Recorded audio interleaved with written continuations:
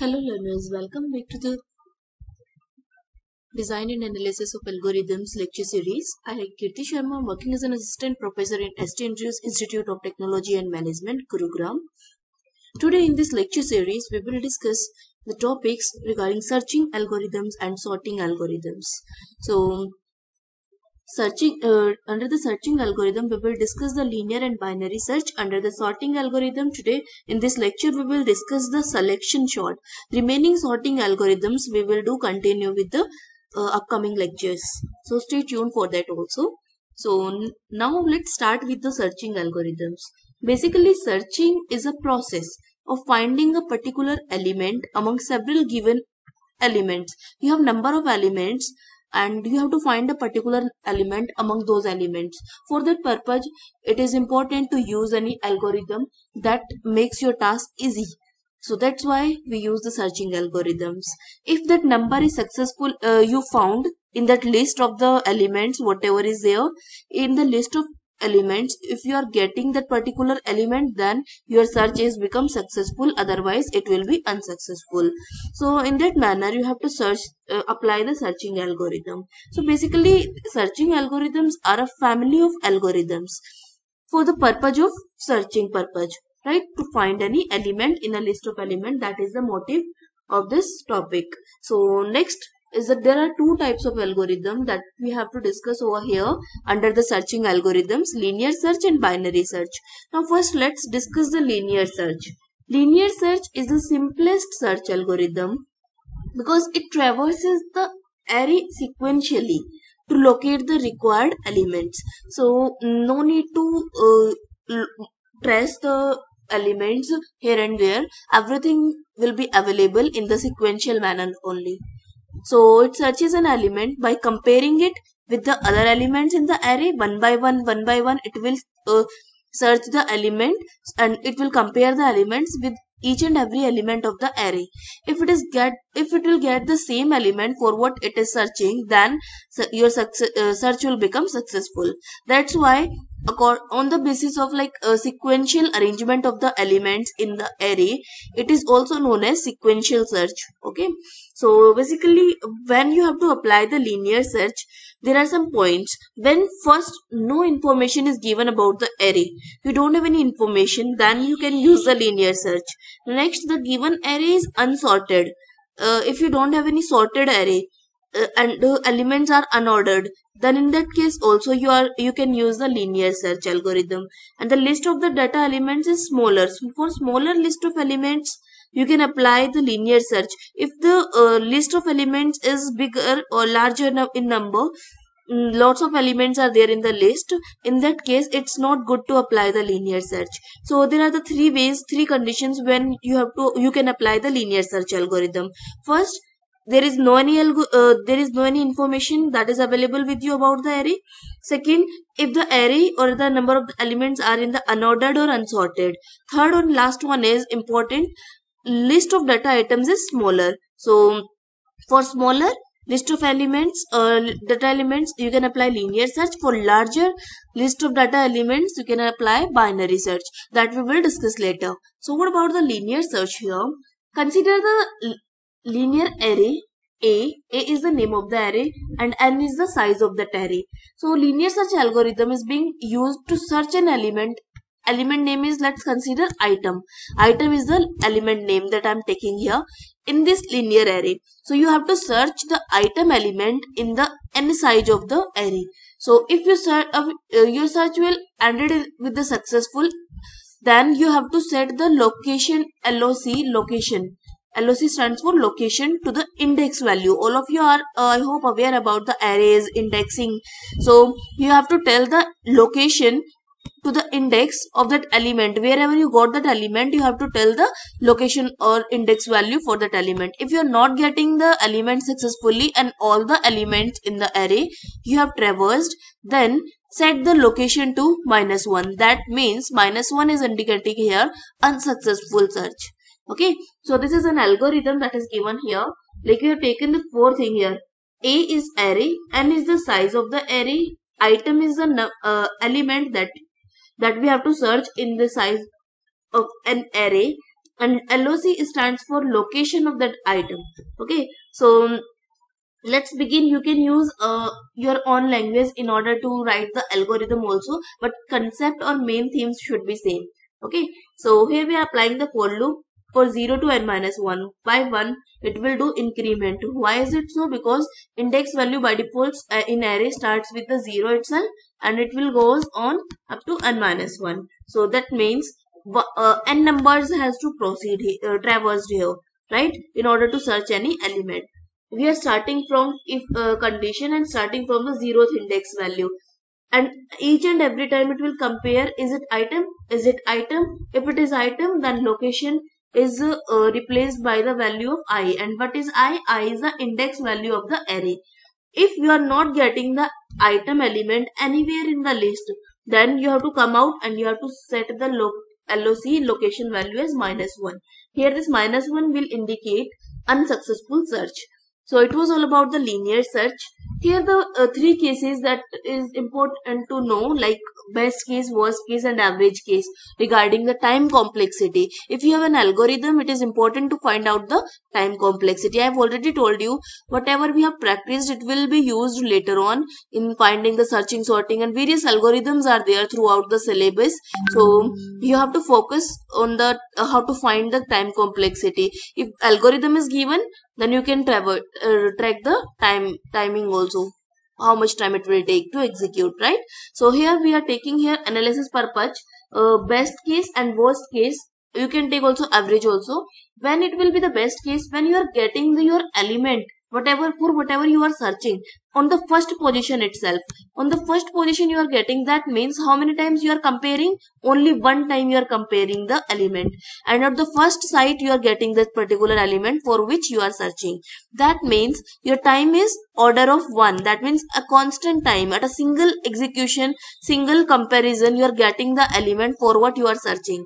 That means it is the best case. What about the worst case?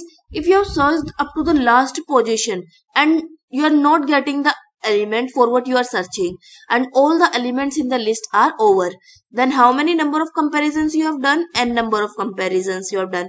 And after the n number of comparison, what you are getting?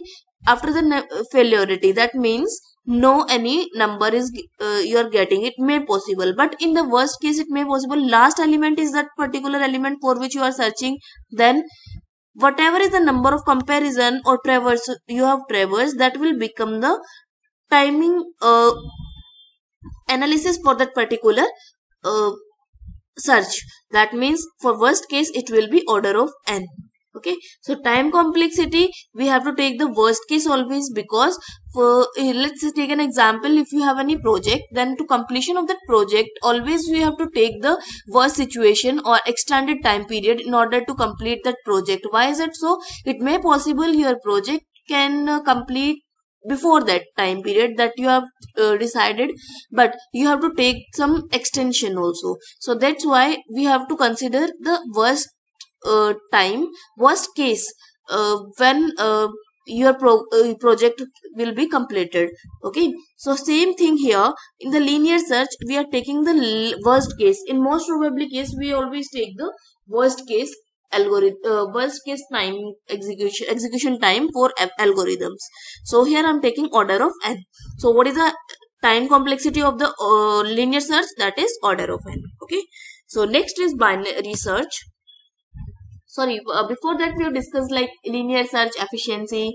Like linear search is less efficient. Why is it so? Because there are lots of like compared with the other algorithms, if you compare it with the binary search has tables, it is less efficient, because it allows significantly faster search. Other algorithm will be faster compared to it, because this one is to comparing each and every time with each and every element in order to search a element. So it will become very time consuming process. That's why it's not efficient. It's less efficient actually. Take an example also. You can take an example. This is an array of the elements. Here you have to find the element 15 and you are searching for the 15. First you will start from this index value 0, and each and every time you will compare, is this value whatever is stored here, is it 15? No. Then do the increment. Is it 15? No. Is it 15? No. Is it 15? No. Is it 15? Yes. That means wherever you got that location, of that particular element, you're getting it, then you have to print the location of that index value of that particular value. So it will print 4 as the location value, index value. Okay, so these are the steps I have already told you. First time, first index value, it will compare with 15, it is not equals to, it will compare with the second position value, that is 87, it is also not equals. Next, it will compare 53, it is not equals, 10 is not equals 15. Yes, at fifth step it is getting the same value for what it is searching, so it will return the index value as 4 at which element is 1, right? So whatever you're searching, you're getting here. Okay, so it was all about the linear search. Now let's move on the binary search. What about the binary search? It's very interesting and fastest algorithm actually. Comparative to the linear search, it is more efficient also, right? So it is used to finding location of an element in the linear search.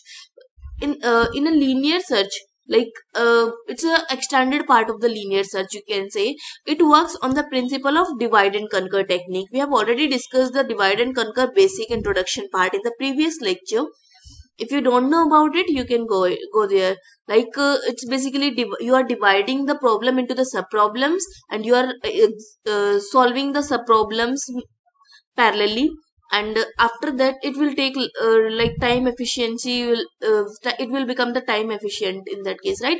And after getting the solution for each sub problems parallelly, you will need to combine all the sub problem solutions in order to get the final solution of the given problem. So it is all about divide and conquer. So binary search is based upon the divide and conquer technique.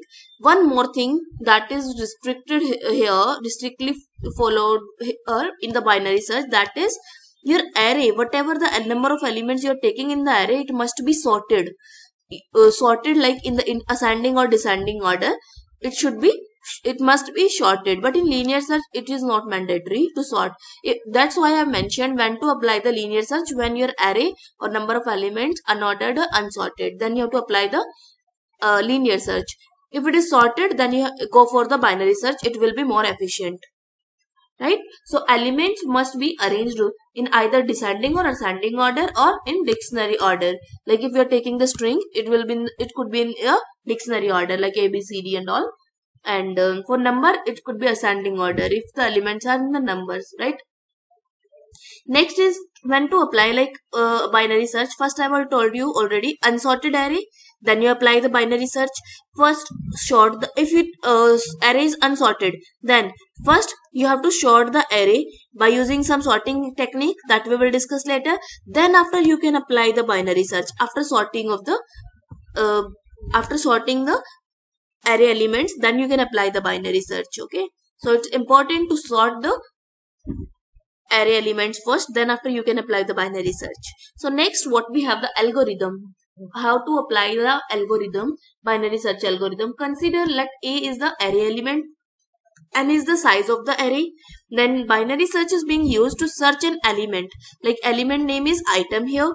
Then you have to search it linearly, and in linear what we have done, like index value it is getting, then you have to return the index value as a location. It will indicate the successful search, otherwise it will print the -1 that belongs to like in unsuccessful search, that will indicate the unsuccessful search. So next we have the variables. VEG is for the beginning we are taking here, and we are keeping track of the index of the first and last elements of the array or subarray. So in which element is being searched at that instant, variables keeps track on the index element of the middle element, and each and every time we will divide the array into the subarrays, and we will take the middle one element and again compare it with. So it will do continue what up to what first, if you are up to what you have to do the same thing continue. First, if you are getting the same number for which you are searching, and if you are not getting the number, that means you have searched all the elements in the array, you are not getting the element for what you are searching after the long search, then you can say it is your unsuccessful search. The next what we have here, this is an algorithm that is making our task easier. Like first we are taking the algorithm variable beg. You begin and end, you can take anything. It's I've taken that, like it will become easy to understand. That's why I've taken these things here. So you can use your own words also in writing the algorithm, but this is a basic standard form. It will look better if you are using this kind of things in explaining the algorithms. So what we have here, where we have to go, yes, this one. So begin is the beg is we are taking the variable here, and end is the variable here. That is indicating the starting point of the array, zeroth index, and last point of the array. What we are doing, we are finding the mid element. If you will, you know very well in mathematics, if you will add the beginning and ending and divided by 2, you will get the middle element, right? So we have to divide the array elements, whatever you are having there. So while is using here. In the while loop, we are dividing your array into the elements. How is it? Like you are testing that beginning zeroth index value is less than and or not. Yes, it is. For what you are checking it, if single element is available in the array, it may possible, na? So we have to check it out, and you have to check like mid of the element that we have calculated over here, mid index value element. So whatever is the a mid, whatever is the middle element of the array, is it equals to the item for which we are searching? If it is not equals to, and this is not the beginning and ending point is not the same, then you have to come here to check it out. Either item is less than the value of the a mid or greater than. If it is less than, then we are uh, changing our end value to the mid minus 1. No need to check the right part at that time. Here there is a need to check the left part only. If you are not getting, like your item value is greater than a mid, then come here at the else part and start the beginning to the mid plus 1. Why is it so? In that case we need to ignore the left hand part. So if your item value is less than the middle part, then ignore the right hand part. No need to check it out here. And if your item value is greater than a mid, then ignore the left part of the array. So in that manner we have divided the array, and at last again and again we have to repeat it. And if you're in last you are not getting the successful search, then you have to assign the -1 to the location value. It will indicate the unsuccessful search. Okay, so it was the algorithm for binary search. I hope it is clear. This is the explanation part that I have already discussed with the same algorithm. Like case 1, it will take the middle part most of the element. I hope it will be easy if you will just take the recap from here. I'm just giving you this particular screen to, if you're not getting the from the words, just take the screenshot and try to understand the same. I have mentioned already here in the cases whatever I have told you earlier about the algorithm, binary search algorithm. Okay, so next is the time complexity. It's important part actually. Whatever your algorithm you have written, it's important to find out the time complexity. So each iteration you are doing the dividing the sub program again and again by finding the middle up to when. Like when if you are not getting the element for what you are searching again and again, you are repeating the process. That's why iteration is there, recursive calls are there, and it will reduce the half of the task of the array by using the iterations and recursive calls, because we are using it, applying it once, again and again it will apply. We are writing it once and again it will repeat the same task. Okay, so it will reduce our task also. So our time of execution will be less comparative to the linear search. So order of log n will be the time complexity here. So you are also aware, it may possible, like you have to do the practice yourself about the recurrence relation, how to write the recurrence relation for this algorithm. Then find the time complexity as we have already discussed by using the substitution or recursive tree, recursion tree. So try for the same and you will find the order of log of n as a time complexity. No need to like just cramp it. So that for the binary search, order of log n is the time complexity. No need to cramp. Like it is very practical thing. no need to learn this thing. You can find it by doing the practical implementation, by writing the recurrence relation, and to find by applying the substitution method or recursion tree method, you can solve the recurrence relation in order to get the same time complexity. Okay, so no need to worry about it. Do practice yourself for this thing. I'm leaving it up to you. Next, we are taking here an example to understand the binary search. What it is, here this is an array which consists of the 7 elements. We have to search for the 15 element. Element value is 15, this one element value. So we have to start here BEG. BEG value is 0, first index value, and is last index value is 6. 0 plus 6 divided by 2. 3 is we are getting as the mid. So what about the A mid? This 3 is the index value, this one A3. What is the value as at A3? 20. So we will take and we will compare. We need to compare here. This 20 is equals to the item that we need. 15 is the item that we need and 20 is the mid value. No, this is not equals. Then we check, is it less than or greater than? The number, the item for which we are finding searching, that number is less than the mid value. Then we have to compare it on the left hand side. Now we have to ignore the right hand side part, right? So we will start here in the next step. This is greater than, and this the number which for which we are searching is less than. Then we have to set the end to the mid minus 1, right? So what we are getting here, 2 as the end value, whereas beginning unchanged, right? So begin is the 0 and end is the 2. Now we have to divide it and again find the mid as the 1. We have to repeat this concept until we have not find the same value for which we are searching. Repeat the step 3 for the same, and at the third step we are getting the 15 value at index value 2. So our search is successfully, and it will terminate by providing the index value 2. So it was all about the binary search. I hope it's clear to all. So there are some very advantage drawbacks of the binary search. First one, it eliminates half of the list from further searching, like by using the result of each comparison. It indicates whether the element is being searched is before or after the current position, right? It will search it each and every time. On the basis of that, it will take the decision on the spot. It is better to use the linear search. It will take less time comparative to the linear search. That's why, and it is also effective searching algorithm. So these were the advantages of the binary search. Next, we have some drawbacks also. It employs the recursive approach actually. That will take the most stack space. Space will take more in the memory. That's the problem. Programming binary search algorithm error prone and difficult, because we need to repeat the same task again and again, and we have to update the previous values of the variables.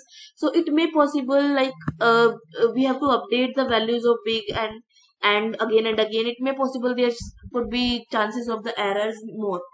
So interaction of the binary search with the memory hierarchy, that is poor. So these are the drawbacks also. So point to note here, for in-memory search means you have the memory space and you are searching in the memory. If the interval to be searched is small, in the small intervals, if you are searching in the memory, then you have to use the linear search, as I have already told you. Like it will give you the better performance than the binary search, right? Because linear search exhibit the locality of reference. For the competitive point of view, it is important to note it down, this point. So keep in your mind, this point is important to note down. Linear search exhibits the better locality of the references. So next thing that we have is the sorting algorithms. Up to now we have already covered the searching algorithms, linear and binary search. Now we have the selection sort. Selection sort is the most easiest approach to sort the elements in an array. Like it's inspired by the our daily life. It is an in-place sorting algorithm. There could be direct question in the competitive exams also, in place and out place. So among all the sorting algorithm, in last we will discuss various sorting algorithms with their time complexities, and with the conclusion like which one is in place and which one is out place. So in place and out place we will discuss later in the merge sorting, right? So because it is used why it is in place, I'm giving you the recap overall thing here, but its mean actually why we are using it here. It uses no auxiliary data structure while sorting. That's why it is in place sorting. Okay. So how to select, like how selection sort works, how it will work, like elements in order to sort the array in the ascending order. If you want to sort the array in the ascending order, then you have to use the selection sort. Okay. Next, and how it will work, let's take an example. There are the 5 elements. How it will work, it find the first element, that is smallest element. It will search for smallest element, because I've already told you it will work in the ascending order sorting. So first smallest element it will find, and it will swap it by the this one unordered list of element. By 6 it will replace 2 here. Then what will here, 2, 6, 11, 7, 5. In next step, what it will do, it find the second smallest element, that is 5 smallest element. It will replace with the second element of the unordered list. So it will update it by 2, 5, 11, 7, 6. Now again it will find the next smallest, that is 6. It will replace it by 11. 2, 5, 6, 7, 11. Now it will find the next smallest, this one. Then no need to replace this one, is at right position. This one is also at the right position. After applying the sorting selection sort, you will get the same ascending order sorted set of list of elements in the array. So it's very easy actually. Here this is an algorithm. The same manner we have written the algorithm, like from starting to last of the array, you have to apply the, you need to apply the repetition, like sorting the algorithm, because each and every element there is important to cover. You cannot skip any element in order to sort them. Okay. So start index with I, again and again repeat the procedure and check it out, is it less than or not. If it is the list number, minimum number list value, then compare the indexes and then change the value by taking the temp variable. Swapping of the numbers, you know very well about it, right? How to swap the numbers. So it's very simple selection sort algorithm. So main thing I'm taking an example here. Same example, I'm just indicating it with the help of some steps. It will give you the better clarity here. First, find the 6 here. If iteration I value is 0, for loop value is 0, index value is 0. So again it will, after swapping, it will check it. Now it is divided into the two parts. This is the sub-array sorted and this is the unsorted sub-array. Again, first element of the unsorted element we need to compare with the sorted one and replace one. So we are dividing here array in the two parts, sorted sub-array and unsorted sub-array. And each and every time we will compare them. Right? So as I value 1, that means index value 1, index value 2. And again index value 3 we will compare, then it will remain same, no need to swap here. So next, at the last position, again we will check, this is at the right position, this element, so no need to swap. So completely now it becomes the sorted subarray. Our main task is, in starting you are having the unsorted array subarray completely, and at last we are getting the sorted subarray completely. So we are just merge, like we are compressing the unsorted subarray part and we are expanding the sorted subarray part. One by one, step by step, we have covered these things. So up to last, whenever you get the sorted array, you have to stop at that place, and every element in the array is at the right location. So that's why our main task is completed. Now the elements whatever you are getting is sorted way. So next task is time complexity. What about the time complexity? It's a two nested loop. I have already told you why two nested loop we are taken here. In the algorithm we have already seen, like this is a two for loops are there. So we have seen in the, like see previous lectures, how to find the time complexity. It will execute n number of times. It will execute n number of times. These are the like one time it will constant number of time they will repeat. So n number they will repeat, right? So order of n square will be the time complexity. No need to struggle to find the time complexity. It's very easy. If you have seen the previous lectures of the how to find the time complexity, it's very easy. No need to learn these things or cramming these things and again. So best case it will take n square, average, and worst case. In three cases you have the n square, so that means either so you can write it as order of n square general form, or theta of n square. It's up to you, so how you want to use it. So what about the space complexity? It is also in place algorithm. I've already told you it will take constant number of time workout in the workout, and it performs all the computation in the original array itself, right? It will take the less memory space in that case. Okay, so next is important thing that we have I think already discussed, like it's very efficient algorithm, because in the when data sets are large. If data sets is small, then no need to apply the selection sort first of all. Next thing, average and worst complexities, it indicates always, and minimum number of swapping operation are order of n. Swappings that we are doing in the algorithm processor, that are order of n. So at last we will discuss, after completion of the sorting algorithms in upcoming lectures, what about there will be the tabular representation regarding all sorting algorithms, their time complexity, space complexities, their in place and out place, either they are in place or out place algorithm, then swapping of operations, then how much swapping is takes place in applying these sortings. Okay, so stay tuned with the upcoming lectures to get the best knowledge regarding the subject. So thank you, have a nice day.